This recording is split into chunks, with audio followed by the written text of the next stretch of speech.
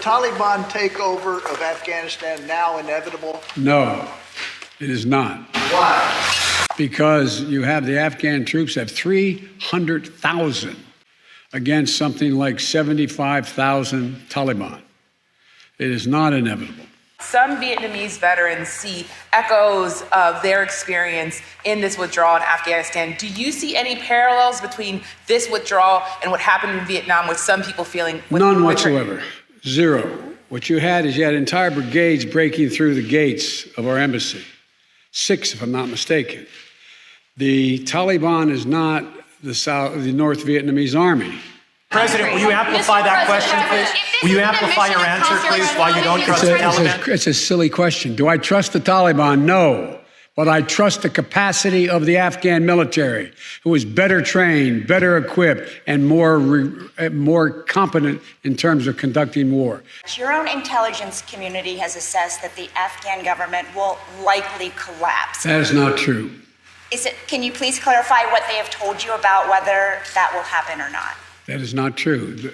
They did not reach that conclusion.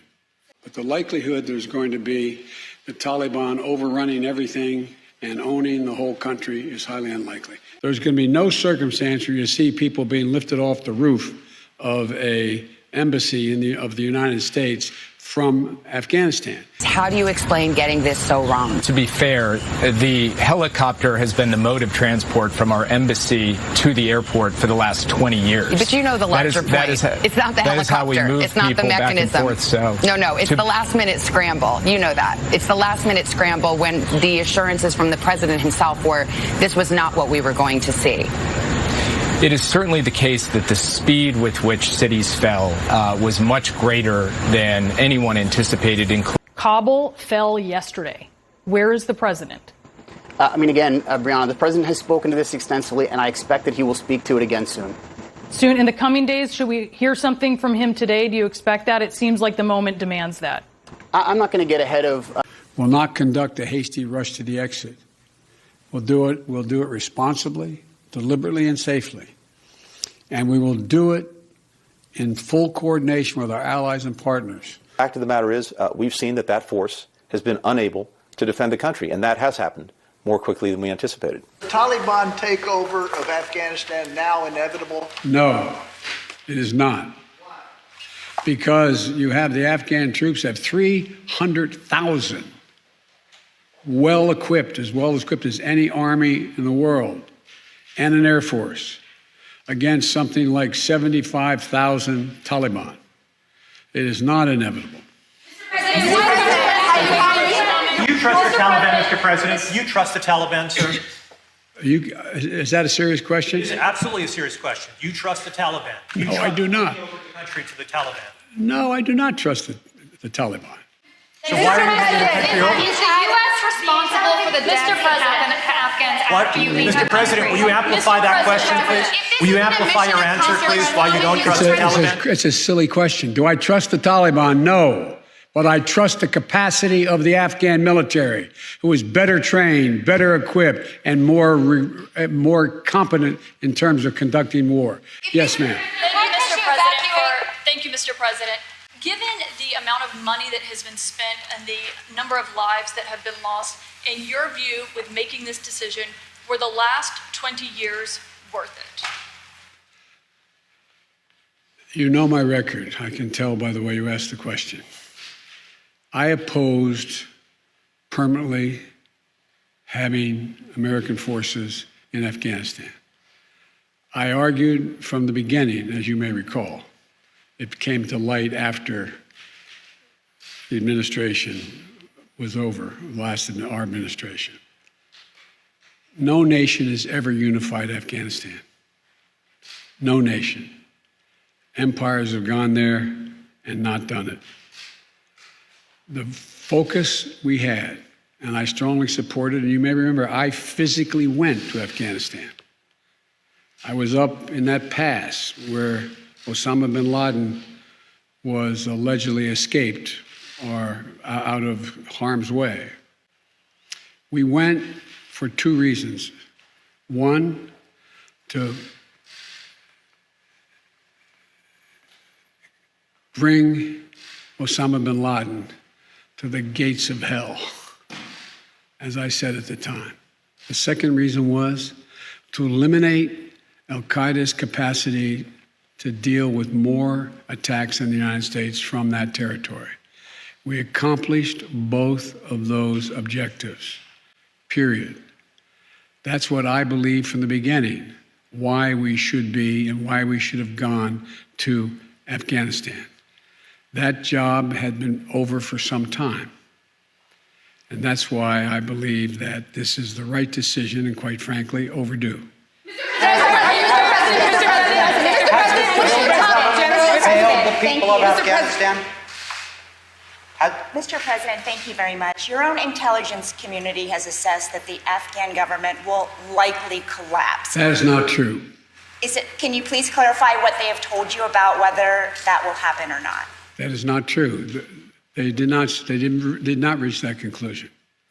What is the level of confidence that they have that it will not collapse? The Afghan government and leadership has to come together. They clearly have the capacity to sustain the government in place. The question is, will they generate the kind of cohesion to do it? It's not a question of whether they have the capacity. They have the capacity. They have the forces. They have the equipment. The question is, will they do it? And I want to make clear what I made clear to Ghani, that we are not going to walk away and not sustain their ability to maintain that force. We are. We're going to also work to make sure we help them in terms of everything from food necessities and other things in the region. But there is not a conclusion that, in fact, they cannot defeat the Taliban. I believe the only way there's going to be, this is now Joe Biden, not the intelligence community, the only way there's ultimately going to be peace and security in Afghanistan is that they work out a modus vivendi with the Taliban and they make a judgment as to how they can make peace. And the likelihood there's going to be one unified government in Afghanistan controlling the whole country is highly unlikely. Mr. President, thank you. But we have talked to your own top general in Afghanistan, General Scott Miller. He told ABC News the conditions are so concerning at this point that it could result in a civil war. So if Kabul falls to the Taliban, what will the United States do about it? Look, you've said two things. One, that if it could result in a civil war, that's different than the Taliban succeeding, number one. Number two, the question of what will be done is going to implicate the entire region as well. There's a number of countries that have a grave concern about what's going to happen in Afghanistan relative to their security. The question is, how much of a threat to the United States of America and to our allies is whatever results in terms of a government or an agreement? That's when that judgment will be made. Mr. President, some Vietnamese veterans see echoes of their experience in this withdrawal in Afghanistan. Do you see any parallels between this withdrawal and what happened in Vietnam with some people feeling? None whatsoever. Zero. What you had entire brigades breaking through the gates of our embassy. 6, if I'm not mistaken. The Taliban is not the North Vietnamese army. They're not remotely comparable in terms of capability.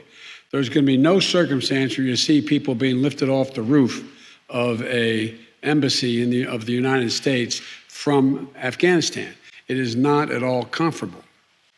I'll go the other side. Hang on a second. Mr. President, how serious was the corruption among the Afghanistan government to this mission failing there?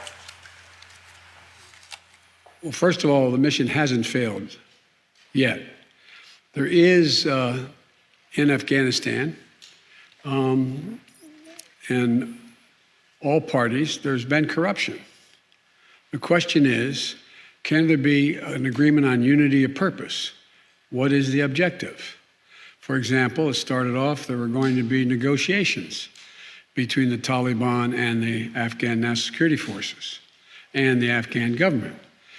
That didn't come to fruition.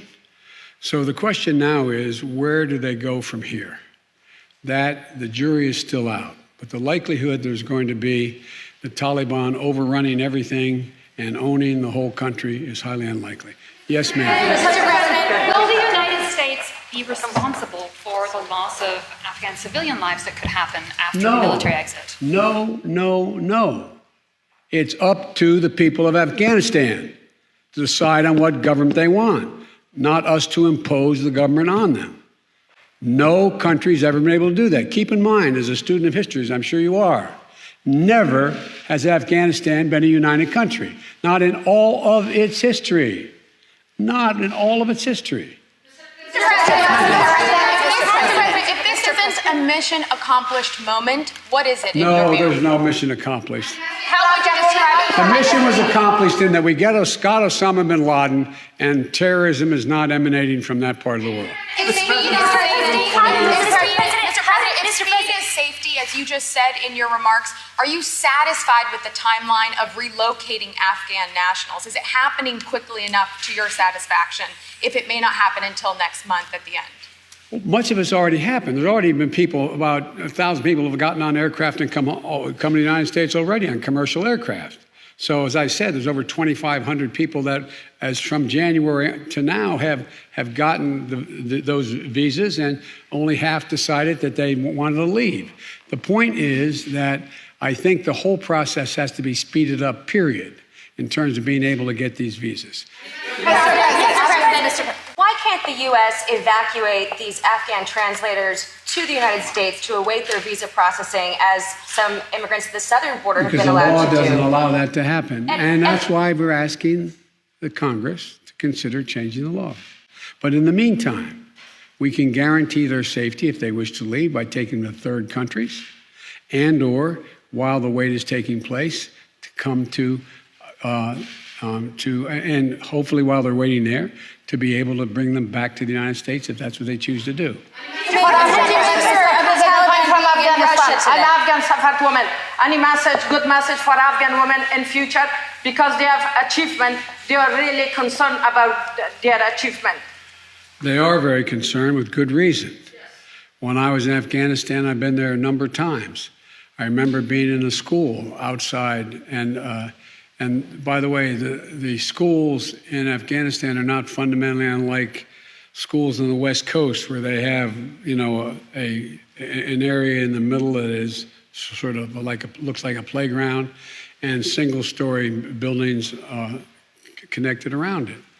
And I remember speaking to a group of young women. I guess they're roughly, don't hold me to this, they look like they'd be 14, 15 years old.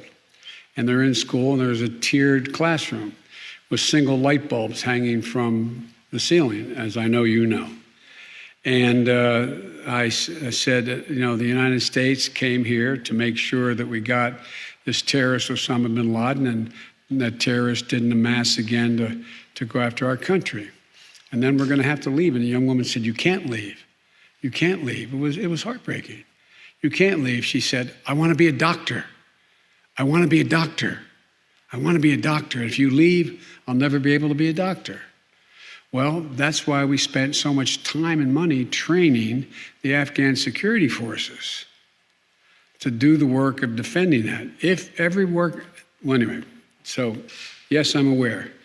I'm going to take one more question. Mr. President, have you spoken with any Taliban officials about the withdrawal? Mr. President, the Taliban being in Russia today.